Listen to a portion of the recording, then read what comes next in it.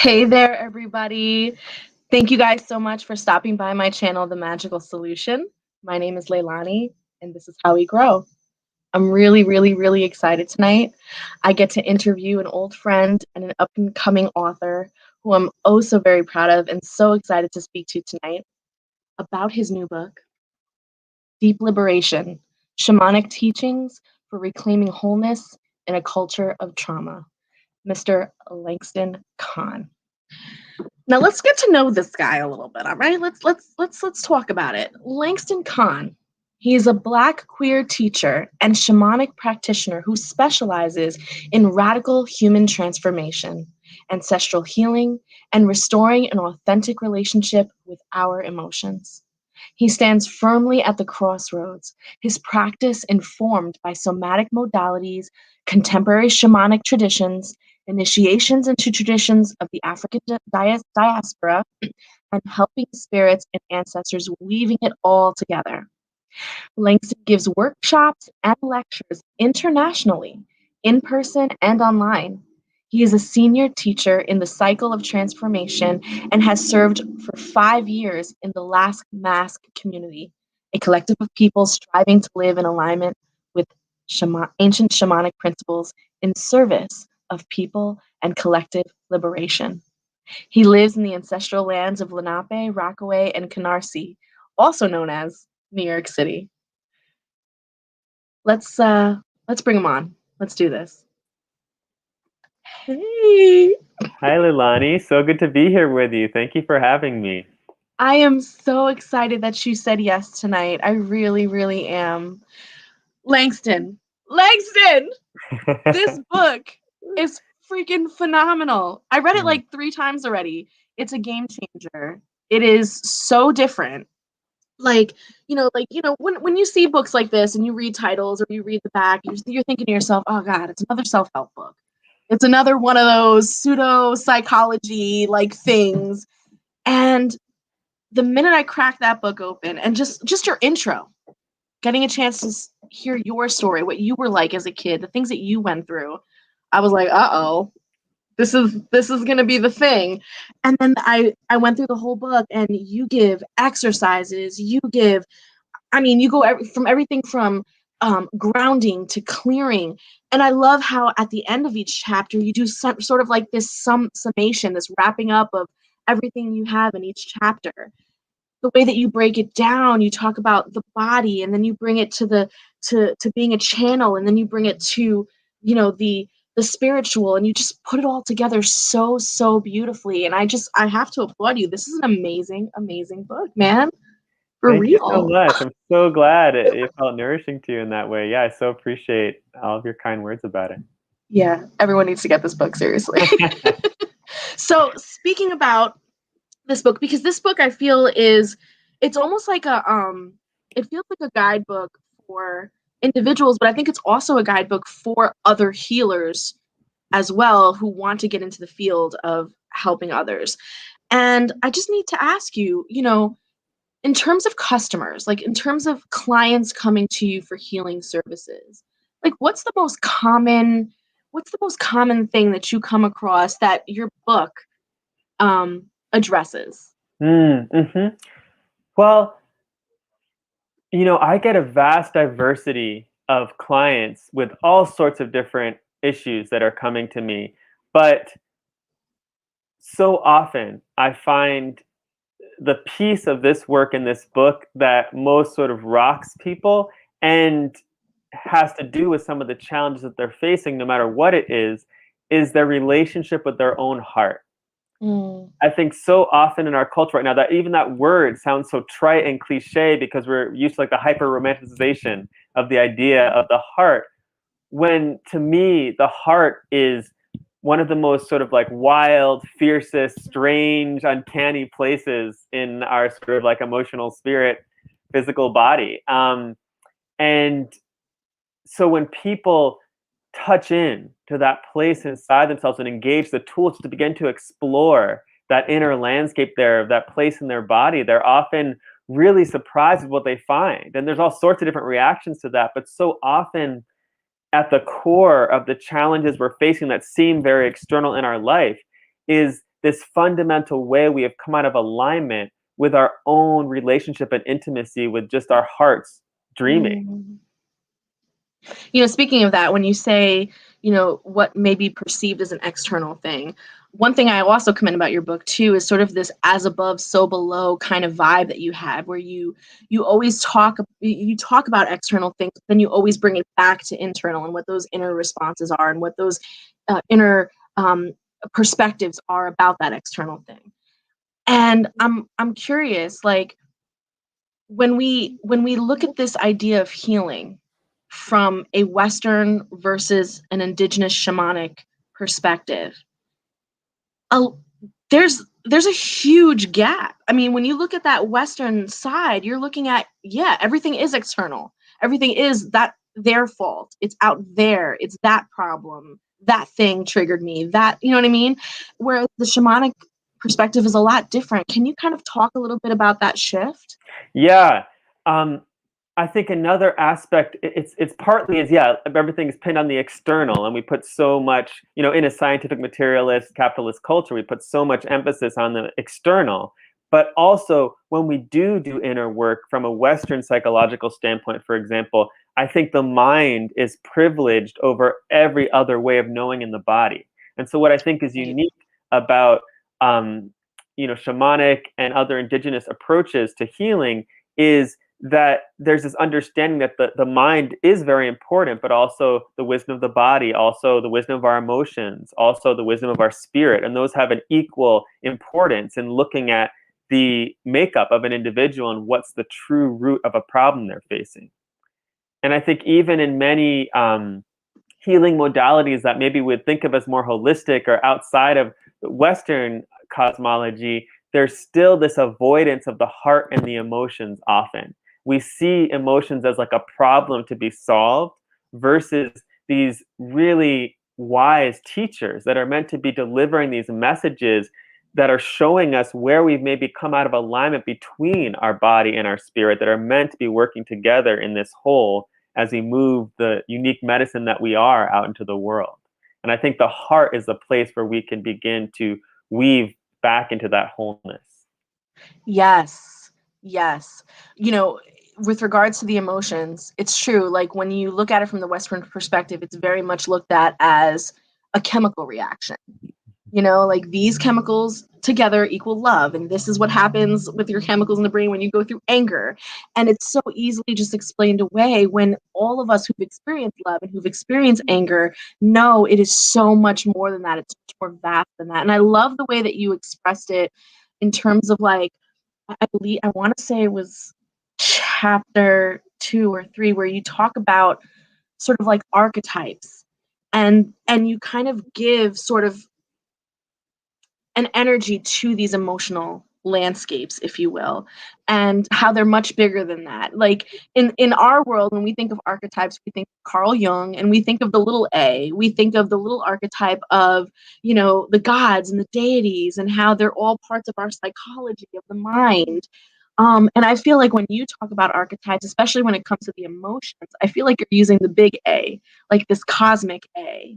Can you also kind of talk about that with regards, like, link it back to the emotions again? That's a wonderful question. Yes. So, I mean, I want to, you know, give the caveat to, obviously, Carl Jung has a lot of problems. Like, as most historical figures, he has plenty of problematic aspects to his nature. So I'm not going to go into those right now.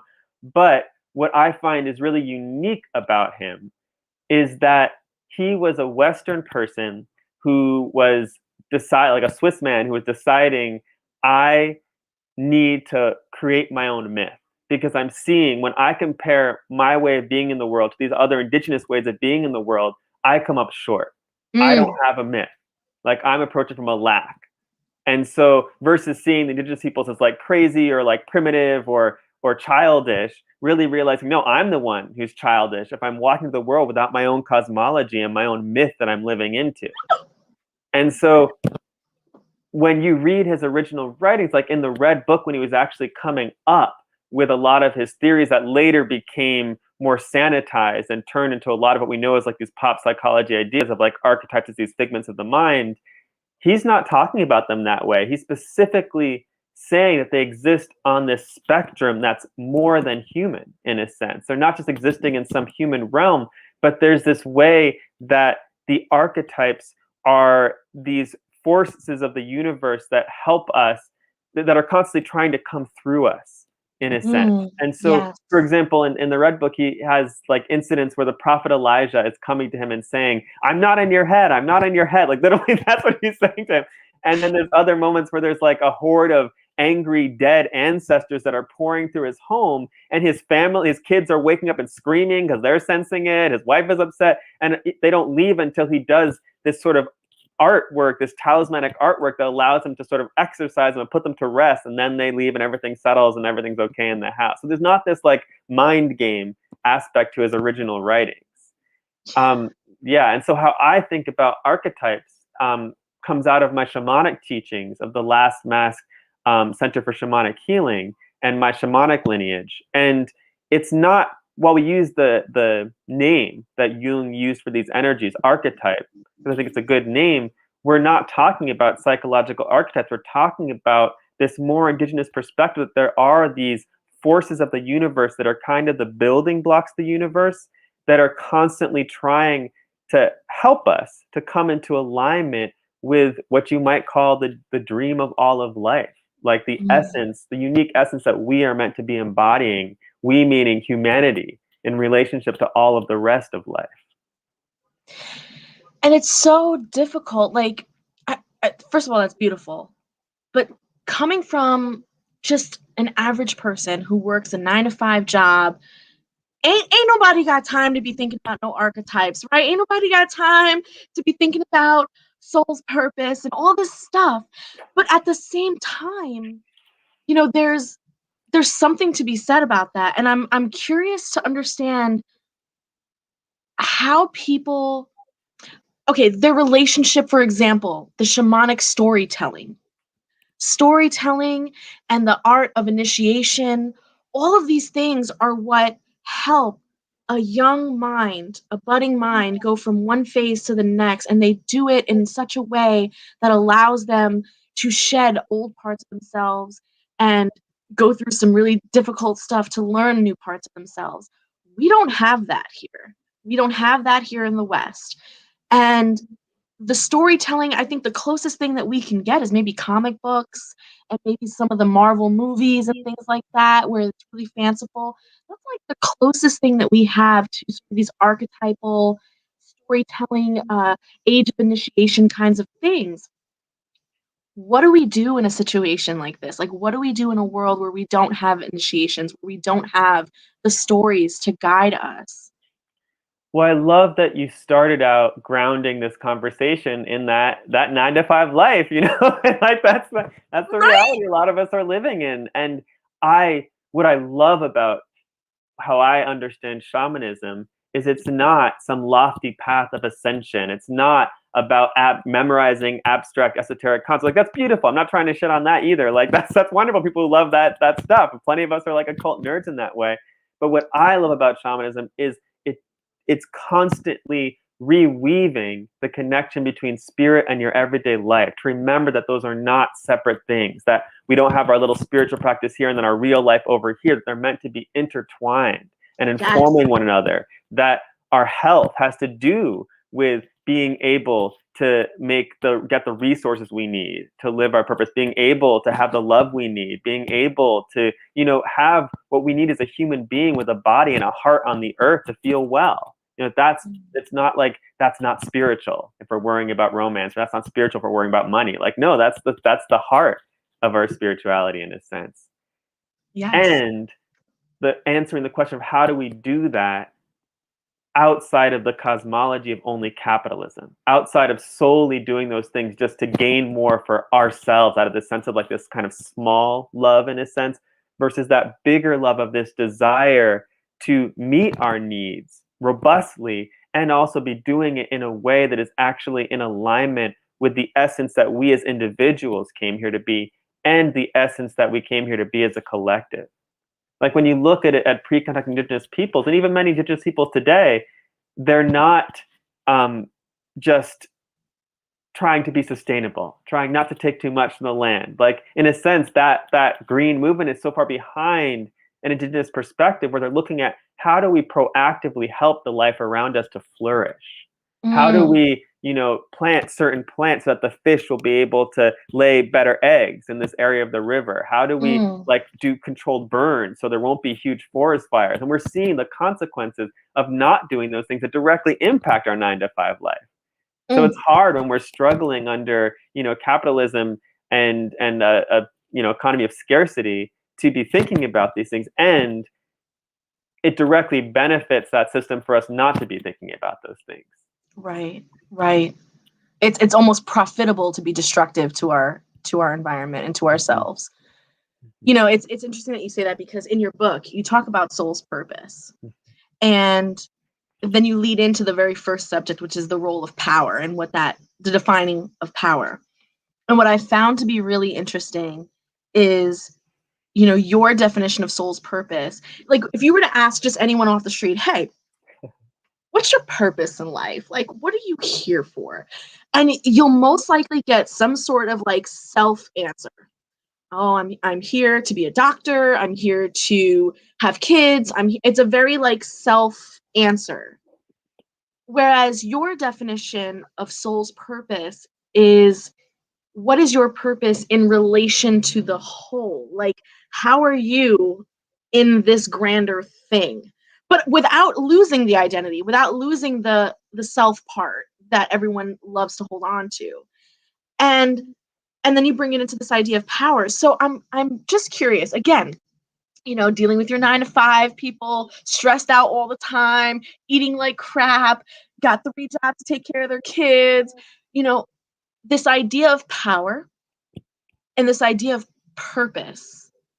How can that get melded? Like, how do we meld that in? How do we work that into the day? Well, so It's a lot. Yeah, it is a lot. It's a lot. It's too much. But I think it's a very Western thing to think, and I'm using this word Western, not the best word, but it's a very Eurocentric, maybe it's a better word, colonialist idea to look at something like, Maslow's hierarchy of needs, for example, which I think has actually been grossly mistranslated for how he even intended, the person who made that model, Maslow, intended that to be used. But this idea that we have to meet these basic needs and then we get to think about spirituality, versus that our spirituality could be one of our basic needs that integrates with everything else we're doing. And so for me, when I was working, I was working this terrible job.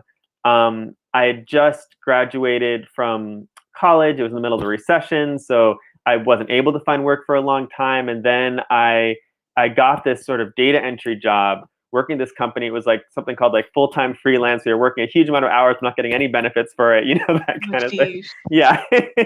And I was trying to answer these questions that you're talking about. That's when I was starting, really, a lot of my initiatory process was happening in the midst of all of that. And for me, it was really helpful to keep bringing that context into the questions I was taking to Spirit in my journeys and divination of, how does what I'm doing right now serve my purpose? Or how could I do what I'm doing right now in a way that was more in service of my purpose? And so just bringing that question into journey helped me, understanding that I was in a kind of a terrible situation, like I didn't like the job, I didn't feel like I was doing any of my actual skills, still thinking, okay, our purpose as I define it is the unique essence of who we are. We can't help but be our purpose in a sense. And yet we can also miss our life. We can miss our destiny a bit. We can, because we're human beings and we have free will, we can choose to live in opposition to that essence of who we are. And so our purpose isn't, like you were saying, to be a teacher, to be a doctor. That's vehicles for our purpose. Even to be a parent could be wonderful vehicles for that unique energy that we are, but it isn't the energy itself. And so from an indigenous perspective, our job as a human being is to continue coming back to this unique essence that we are and feeling into, okay, what is the next vehicle for the expression of this essence that better is more sustainable for me, that is more precise expression of this energy, that maybe is more impactful of an expression that actually meets the needs of the time that I'm in, the community that I'm in. And so we can bring in that question as just contemporary people in our day-to-day life, even with no matter how dumb and boring the thing that we're doing is, we can still ask, how could I do that in more in alignment with that unique energy that I am, that only I can be in all the universe? And maybe eventually we'll reach a point where we realize, I really can't very well in this environment. It's just not, I can sort of do it, but it's not quite sustainable. So I need to find another situation in some way. I need to, work towards something that has more space and time for that. Or maybe my space and time for the embodiment of this energy is never going to be at where I'm making my money right now, because my culture doesn't value the vehicles that express that energy. They value these other things I can do to make money that then I can put into creating space and time for that uniqueness that I want to share with the world. It's so cyclical. Yeah. It's so cyclical in the sense that, you say to yourself, okay, I see a broken world. I feel broken as well. So I'm going to help myself. And in doing so, hopefully I'll help the world. And then at the same time, you see a broken world that doesn't give you a conducive environment, or doesn't facilitate an environment for you to heal in order for you to then give back. So it's just this cycle of like chasing the tail. Mm-hmm. And I love that in your book, you really break it down. You kind of like tell people to stop for a second. You're like, okay, look, let's just figure out what's going on with this body. Let's just go in. Let's figure out this body. Let's feel the feels. Let's do the thing. And then you move us step by step through these exercises that I think are just phenomenal. And one of the things that I was curious about too is, like when I talk to people who go to therapy, I myself go to therapy, all right? I'm letting it out there. Everyone knows now, all right? But like, I go to therapy. People I know go to therapy. And some of the things that we talk about when we're outside of that space and we're just kind of chit-chatting about our therapeutic stuff is just like how much we talk about how things aren't right. We talk so much about our traumas. We talk so much about our shadow work. We talk, like, there's just so much talk. And, I come from a culture where we don't talk about it. It's quite the opposite. In the Latin and in the indigenous communities, it's at least the ones that are not connected to those roots anymore. We tend to kind of shy away from that. It's like, wipe your tears, suck it up, get back to work. You can cry later in your bedroom by yourself where no one has to hear you. You know what I mean? So, and then you have the opposite where you have people that just kind of overindulge in the talking and like overdo it, where you're just like, take a breath. Like, it's going to be okay. All right. You're not in that right now. So I'm kind of curious how you address this idea of sort of almost re-triggering yourself, almost kind of reliving these frustrations of trying to find soul purpose in a community that's not facilitating that.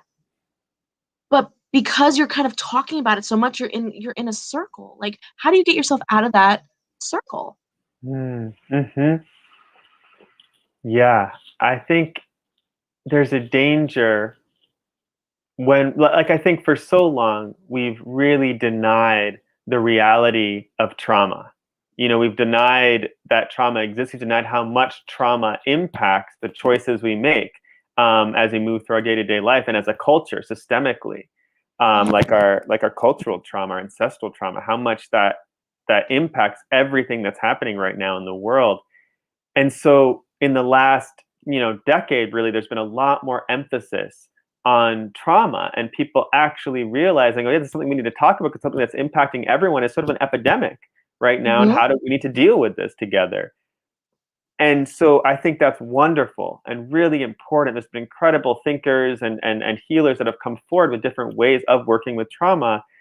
And what can happen, I think, is when we get stuck in that realm of the mind, or even stuck in our healing process of just always being in a healing process, we can move into indulging in our emotions, in a sense, like where we're suffering over our suffering. We're just, like where we're not in that moment of trauma anymore, and yet we're continually putting ourselves back in the emotional state we were in when we first encountered that trauma, without showing up for that self that's still stuck in that moment as the adult we are now, and helping them to step out of that moment so they can come back into the fullness of ourself. And what I find is when we, and I say this with no judgment, but when we get, because I've done this certainly in my life many times, and I can talk more about that, but when we start to identify with our trauma, when we start to use something we've experienced that harmed us as an aspect of our identity, that can be helpful at a certain point to start to speak up, to start to not be silent, not need to hide anymore. But if we get stuck there, if we don't continue allowing our identity to grow and evolve and change over time, if we start to become defensive of that identity, what can happen is we keep that self who was traumatized by whatever happened to them othered, because they're the traumatized self. They're not the whole of who we are. So we're still, even as we're like sort of saying, I'm not hiding this part of me anymore, I'm showing this part of me, we're still keeping it separate, keeping it in a little box, and not allowing it to be in the forward movement of who we are, of our authenticity that's constantly growing and changing and living, just like the earth is growing and changing and living and dying, always. And so the opposite of that, I think, is what was happening before in our culture of a lot of denial. Not that both don't happen now equally still, but there is, when we deny our emotions, and and I think as Black folks, people of color, there can be more of that sometimes, because we live in a culture where it's so unsafe for people of color to express emotions. They're instantly labeled as like wild, or uncivilized, or crazy, or dangerous, and killed. And so there can be this other pattern of the denial, which is, I'm just going to keep going, I'm just going to do what needs to be done, and never turning back and actually allowing oneself to really feel the feelings that have been waiting to rise up and move into expression, so we can learn from what our body's trying to tell us, and we don't have to have these sort of like body symptoms that our body has to resort to because we're not getting the messages of our emotions. And so none of this is to victim blame in any way, but simply to say that both patterns of indulgence in our emotions or denial of our emotions can be harmful. And so one of the things I was really hoping for with this book was to give people tools to show up for themselves and for each other as community in a way that we can hold a safe container to come into relationship with our heart and emotions, so we don't get caught in either of those patterns. Yeah. It's, I remember growing up, this idea of the community raising the child. And I remember, being little, and, you had your neighbor who would, spank you on your behind if you did something bad, and then go home and tell your parents. Or, you would have your church or your community guide you during your teenage years when you're going through that rough patch. And I feel like there are patches in America, in the Western world, where you might see that in like smaller towns and stuff, but you don't see that as much. It's not as fluid across the entire country. And I feel like that's a shift that would help. I feel like it really would, if we could kind of bring that back. But again, here we are in the cycle. We have a country that's like wounded right now. It's an entire country of just wounded children that are in adult bodies, and they're trying to figure it out, and they've got the stresses, and they've got the triggers, and they've got the lack of initiations and the lack of communication, being able to even express that, the right way. All of that plays a huge part. And one of the things that I liked about your book is you made it seem like we're not alone. Like you talk about, like, as you move from body to working with the higher spiritual realms, there was a point in the middle where you talk about being that central channel, and this idea of, you don't have to do this alone. You have energies up here that can help. You have your awareness of your body that can help. And all of that coming together can make you a stronger individual. And I really appreciated that about your book. Like, huge, huge. I'm curious though, when it comes to practicing these practices from your book, how does how do you move your trauma from talking to action without identifying to that trauma and unifying yourself? Like, what is the step to that? Like, can you talk about maybe one of the exercises in your book, or maybe if you have any advice on that? Because I know that individuals that I spoke to prior to this live definitely had that being one of their biggest hurdles. How do they stop talking about it and going into action and showing up for themselves? Like, what does that look like in a day-to-day? Mm-hmm. I would say the first step is what you've talked a bit about, which is beginning to move into the body and the body's wisdom, intelligence. And so when we talk about archetypes, in my cosmology, the healer is that archetype that holds the wisdom of the body. And the healer doesn't just teach us how do we heal. That can be part of it, but that's sort of like what we focus on. It's sort of like things have already gone pretty south when you're worrying about how do we heal. But the healer, in its healthy state, is teaching us how do we be well? How do we maintain our health and well-being? And so the answer that's the same for everyone and not unique is to be in the present moment. And that might sound really trite, like to be in the present moment. Okay, I'll try to be more mindful, more present. Like, okay, great, But that's actually a really profound experience when we do have these moments where we deeply can drop into our body, fully in the present moment. And there's a way when we can move into that stillness and emptiness and silence that allows for that. The earth comes alive around us. There's this way, like if anyone's ever experienced maybe like going on a hike in the wilderness, or having a meditation experience, or even just maybe doing like really beautiful ecstatic dance experience, suddenly there's this way that you feel in relationship with your environment on a different level than usually when we're walking in our day-to-day life within this sort of capitalist cosmology. And so I think the first step is to engage tools to learn what does it mean to drop out of my head, to drop out of my analytical capacity, and actually feel what the felt sense in my body is sharing with me. And so for me, when I first started doing that, it was really hard. I spent, I grew up in Washington Heights. I moved to New Jersey, to this sort of upper middle class white suburb, when I was very young, when I was in like first grade. And during that time, I was like the one black kid in that cool school, like a black queer kid, very weird, very nerdy, seeing spirits and stuff like that. And for me, that move in itself, and suddenly being in that environment with all the racism inherent, and it was pretty traumatic in different ways. And so I ended up using dissociation as a coping mechanism. I would always if you saw me at that age, I was always carrying around like a bag of like 3 books in case I like finished the first 2 and needed a third one for that day. Because I just be reading these fantasy books, lost in these fantasy worlds. That's my way of coping and escaping and just ignoring my body and going completely into these fantasy worlds. And so it took a lot for me to actually just get to that initial phase of beginning to mend my ability to come into relationship with my own body.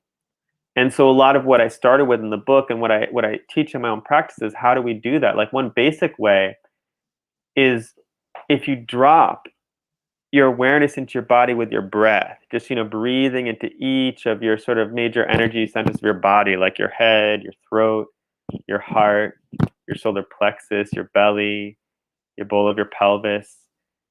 And then from that deep-rooted place at the base of your being, just holding your awareness there and inviting your body to bring into your awareness whatever it's wanting to show you in that moment.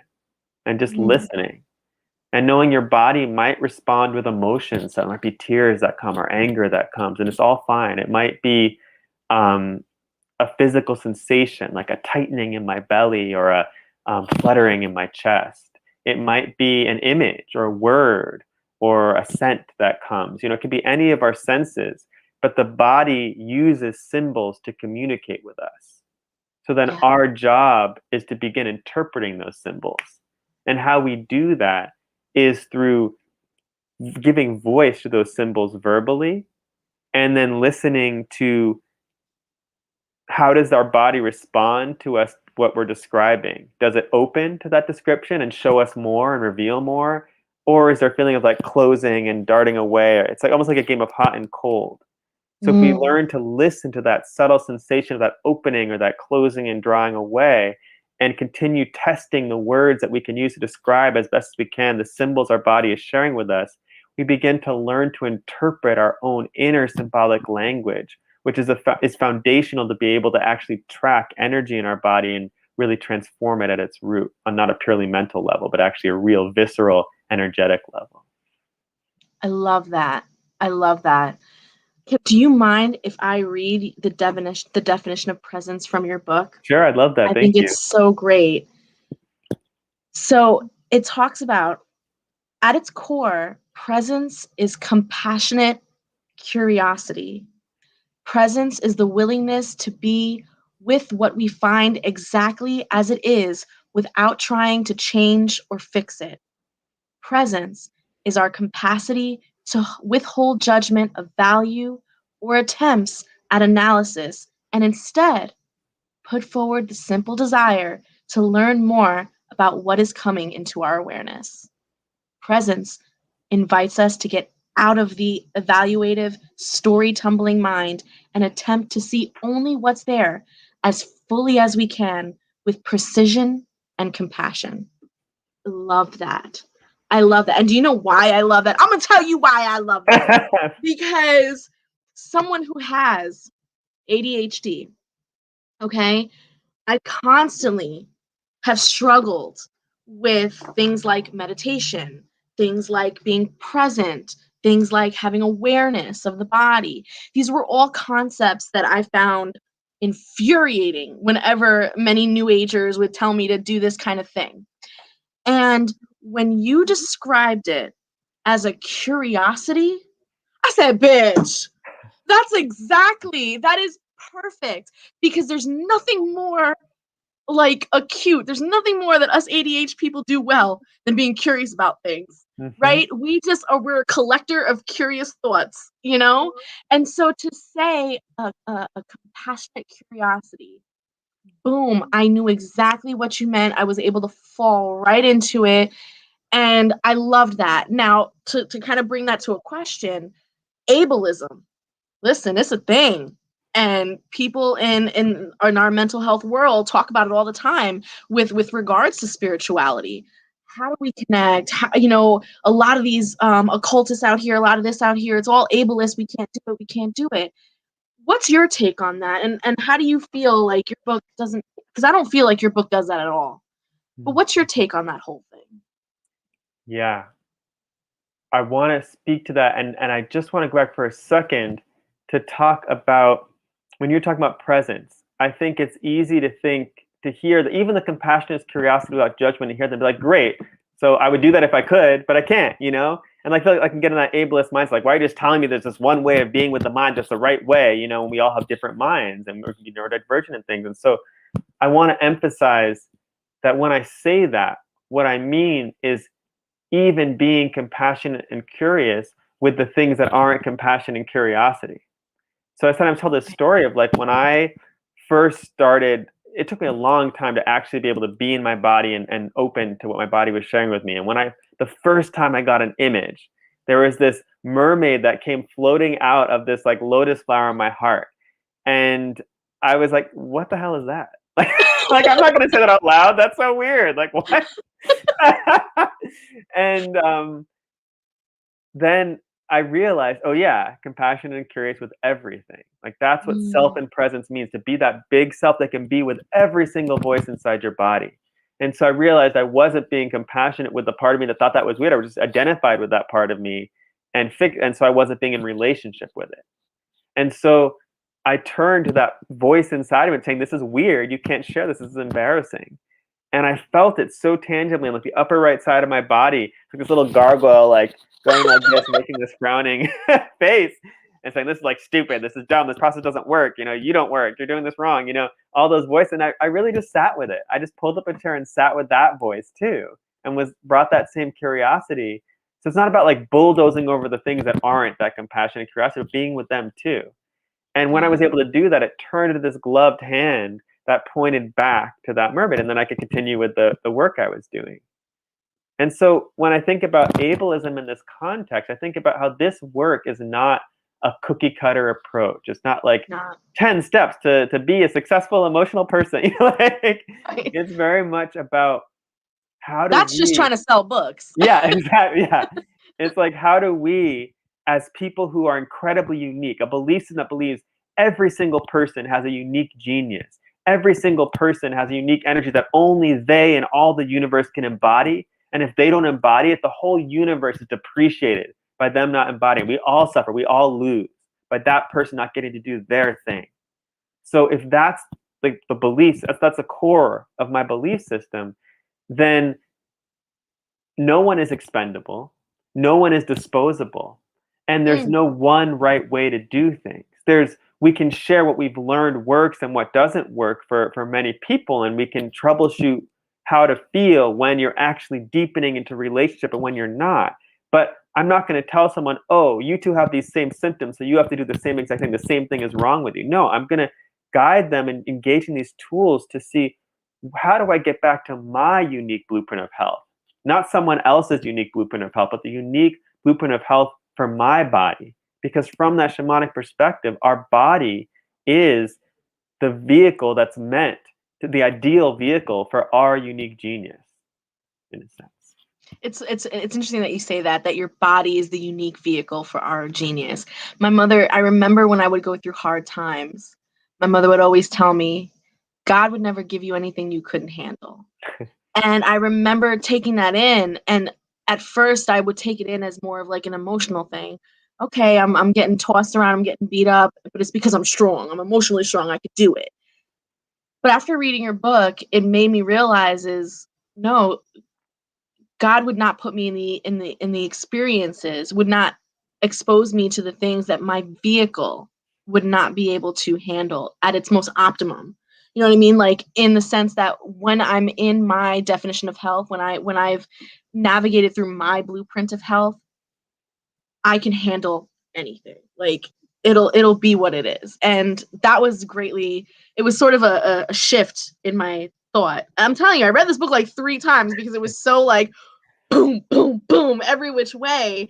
Because I just remember growing up with a lot of things that you grew up with and reading your story. I was like, oh my gosh, this hits home so hard, you know? Um, and I like what you said about how we human, like, how do we human well, right? And again, it brings it all back to tending of the heart. It brings it all back. I mean, we can talk about stressors, we could talk about triggers, we could talk about ableism, we could talk about all this stuff all day until we're blue in the face. But I think it all just comes right back to tending the heart. So again, bring us to that. Talk about tending the heart. Tell us everything you want to tell us about that. Like, what does that mean? And how do we do it? And if you want to do it in terms of Western versus our indigenous practices, let's go there. Yeah, I think the beautiful thing, one of the many beautiful things about shamanic practice is that there's space for paradox and mystery. And so that idea, I think on one hand, on one level, that idea is true. Like, God doesn't give us anything we can't handle. Everything's perfect. Like everything's just as it needs to be. And on the other spectrum, it's like things are really shitty, and some of those things are shitty because of shitty things humans are doing. There's nothing to do with God. And everyone's God. So it's like, yeah, like there's this whole paradox that we can hold. And I think what I really love about shamanism is there's this idea that we as human beings have this unique role, like we were talking about, in the sense that we're custodians on this earth. And so life as a teacher is constantly trying to help us to remember how to come back into that role and how to remember how to be that uniqueness that we came here to be. And so often for us, how that presents to us is through triggers, through these experiences where we're noticing a pattern coming up again and again, that when it comes up, the certain kind of thing happens. We have this immense out of proportion reaction to whether an amping up or a shutting down, a withdrawing, a depression, a like, just feeling the energy drain out of us, like that kind of feeling. Either one can be the response to a trigger in my way of thinking about triggers. And so if we think of life as a teacher and our body and our life conspiring to teach us together, to get us to see these parts of us that are stuck in these past moments of trauma where we made a choice out of fear to survive that was a perfectly good choice for that moment because it allowed us to get to now. Hey, we're still alive, so it worked. It was successful. And because that choice wasn't in alignment with our authenticity in that moment, that larger vastness of ourself that wanted to move in a certain way in alignment with our heart, that self gets stuck making that same fearful choice again and again and again when we encounter similar reactions. I mean, similar situations. And then we get sort of like rocketed back in time and identified with that self stuck in that situation. We no longer can see our current reality clearly. And because we're projecting our past experience on current reality, and then we just feel stuck in this loop. It feels really painful. But I think if we can step out of the idea that someone else triggered us and that blame and shame that comes with that, like, you triggered me, like that kind of feeling, and actually own our triggers as an experience we're having that actually has nothing, like the fact that we got triggered is a sign that something is happening that has very little to do with the other person. That person can still be an asshole, they can still be doing something really unacceptable. It's not that we're absolving them, but ultimately what we're experiencing has nothing to do with them. Right. And that can feel, to some people, that can feel like victim blaming, but in my life, that's been incredibly empowering.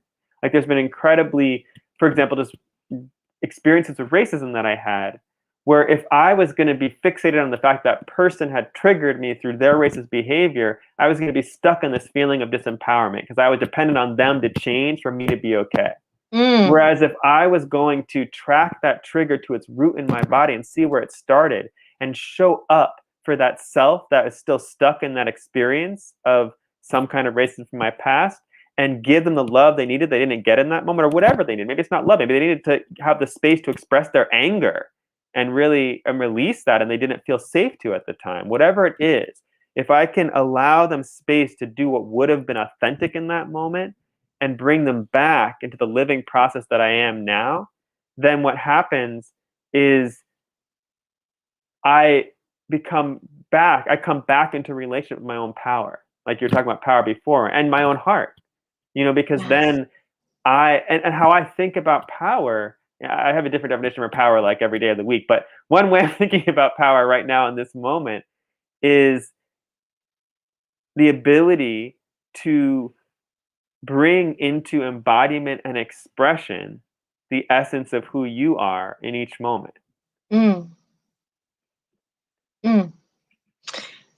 I have an offshoot question because you brought up,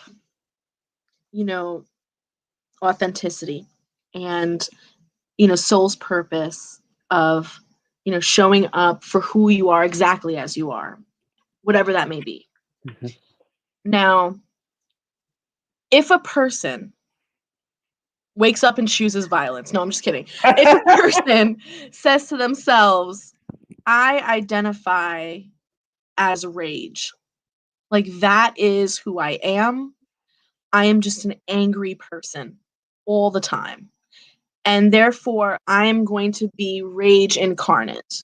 I am going to be that thing that walks by and allows everyone to experience rage as a person.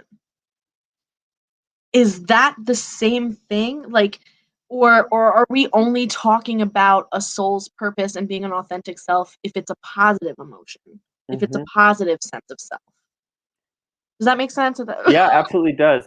I personally don't ascribe to the idea that there's positive and negative emotions. At least I try to be rigorous in my language around that, and I'm sure I slip up sometimes. But when I think about rage, I think of rage as the force that rises up when something very precious is being threatened. Let's think of like a mother bear with her cub. Like that's healthy rage.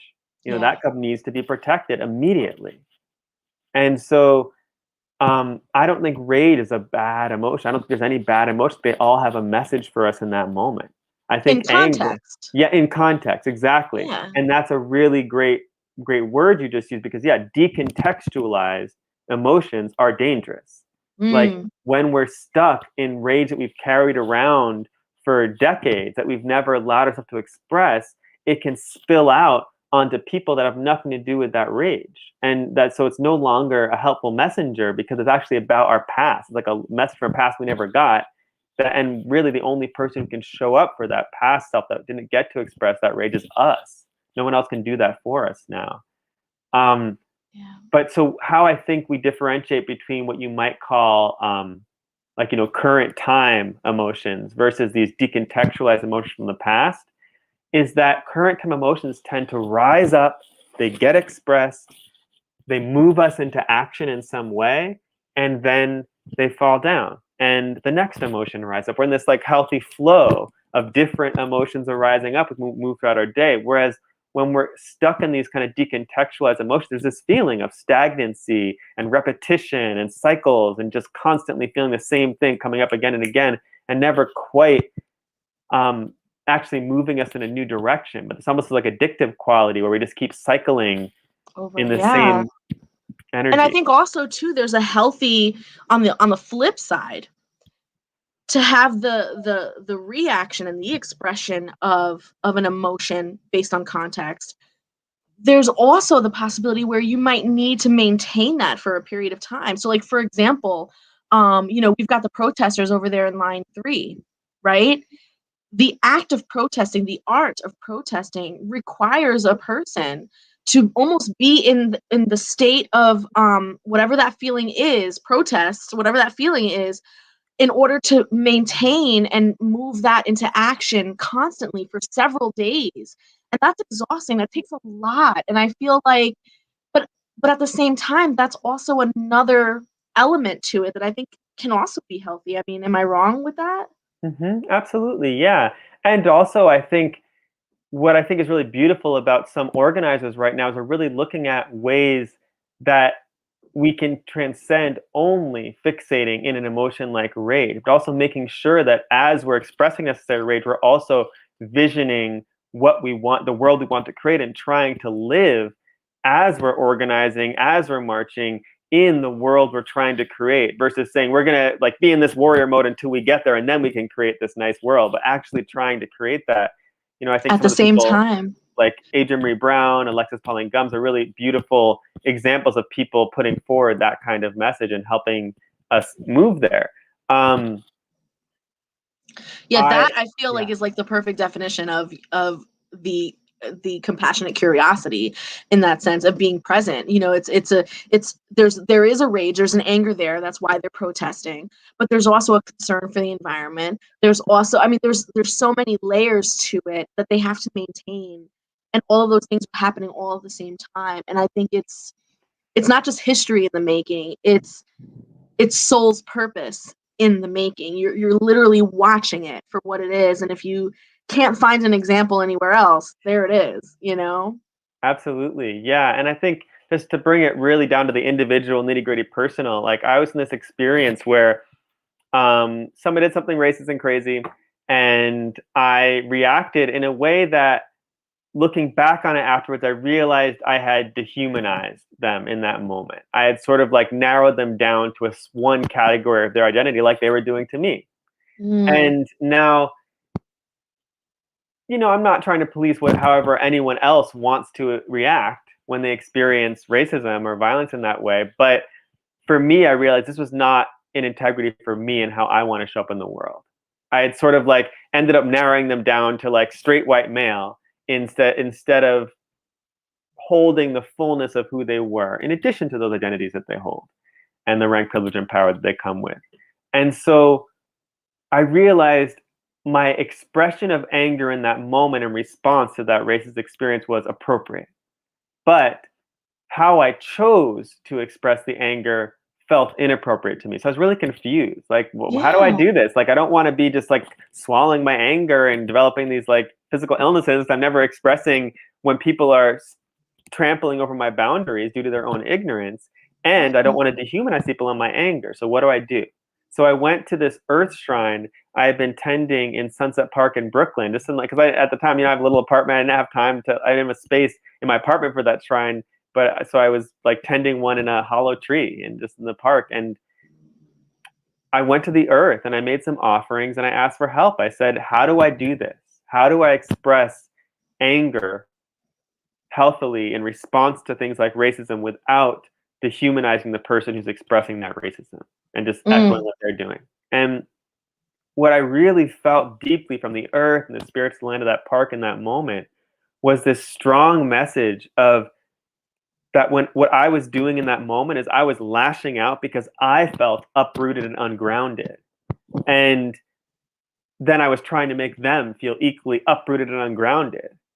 But what the earth said to me, and my perception of the earth was, take a pause before you respond and reconnect to the earth, reconnect to me first, and then allow the earth's anger at that force of separation, that lie of separation that's behind any ism, any kind of hatred that's being spewed, and let that flow through you in a way that is a call to that person to come in, to step out of that lie and ground down into the earth. And it's just a subtle distinction, but I feel it now whenever I'm in a similar situation and need to speak and need to let my power flow through me, it's completely different, the outcome that happens, even if the words I might use are similar, when that's the intention and that's the felt sense of my body that I'm holding as I speak in the face of that energy. Langston, you just done opened up another can of worms, and we don't got no time for this. Oh my God. Like, now you got me thinking, because I remember, like when we talk about this idea of, two people get into an argument, and it's always this question of, why do I have to be the bigger person? Why do I have to be the one to stand down? Why do I have to be the one to hold my tongue and blah, blah, blah, and or this concept of like forgiveness and like, why do I have to be the one, like, how does that help me? That doesn't take away the pain, blah, blah, blah. You done opened up a can. I want to ask you all the questions. So you know what? I'm going to be inviting you back. I would love that. I'm I would letting love to you keep this know. conversation going. It's been Because so this is wonderful, too Lailani. much. Yeah, you're This is such too an much. you're such a wonderful person to talk to. I so appreciate you inviting me here. Yeah. But we got to let people know how to get a hold of you. We got to let people know where to find you. We got to let people know if you got any upcoming events they can attend. What's happening with you? You got 5 minutes. Do it. Thank you. Yeah. So the next class I have on the calendar that I'll be offering is a class called Energy Body Mastery. And this is something I try to teach every year. It's taught through the Last Messenger for Shamanic Healing. And it's really about the foundational practices that are in the book of how do we develop a visceral relationship with the earth that allows us to be grounded as we move throughout our day, no matter what we encounter. And also it allows that level of grounding to evolve as we grow and evolve. Because the grounding you need in high school isn't the same as the grounding you need when you're working a 9 to 5 and have 3 kids. It's not the same grounding. Facts. So it's tools that are really fractal and that can grow with you as you grow, which I think are kind of unique and from what I see offered out there. And so then there's also we work on like healthy boundaries, like how do we actually create strong, flexible, intelligent boundaries that can move with us as we move throughout our day. Instead of just having a wall up or having no boundaries when we want to be let loose, actually, how do we create organic boundaries? And then how do we move into that deep inner work that I was talking about of engaging deeply with our own inner landscape and learning to interpret our symbolic language? And so people are interested in that work. That'll be starting in January 22nd. And there'll be some kind of event where we'll give more information about the class beforehand as well. Perfect. Yeah. And what about emails or websites or Yeah, anything? and so if you want to just know about other upcoming events I might be offering, I recommend you join my emailing list. My website is langstonkahn.com. I'm writing it down for you Yeah, guys. thank you. Yes. I also I'm on Instagram and Facebook as well, just my name. And yeah, that's really all I'd share for now. And for you guys, again, get the book. Get the book, Deep Liberation, Shamanic Teachings for Reclaiming Wholeness in a Culture of Trauma. Yeah, thank you, Lailani. I almost forgot about the book. It's a game changer. It really, really is. So, Langston, thank you so much for sharing your time and your wisdom with us. Definitely need to have you back. So much more. I could pick your brain forever. It meant a lot to me. Thank you so much. Thank you, Lailani. So good to see you. So good to talk with you as always. Big love to you. Thank you. And for all of you guys watching live and for those who are watching the replay, thank you all so much for joining my channel, The Magickal Solution, here on Facebook, YouTube, and Twitch. This is how we grow. Until next time.